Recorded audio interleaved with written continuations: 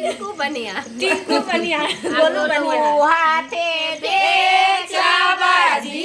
रे जमान रे गोलुआ हाथे बेचाबाजी रे जमान रे के हाथे बेचाबा शाम सुकुमार रे के हाथे बेचाबा शाम सुकुमार रे वृंदावन के लैया वृंदावन के भाई गोलू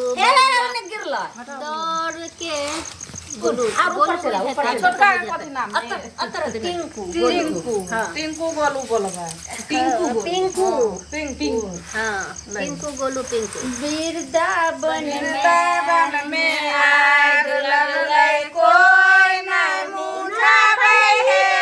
वृंदावन में आग लगलै कोई ना मुझाबै हे हमार भैया गोलू भैया और मुझाबै हे हमार गोलू भैया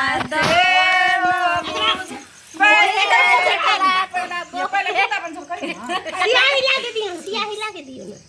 हाँ लगतै ओकर मुंह त चुगला के करबे चुगला के रे चुगला के तोहर कोन बाई आई देखे रे चूल्हा तोहर कोन बान घर से गिरदौनी छपाए चुगला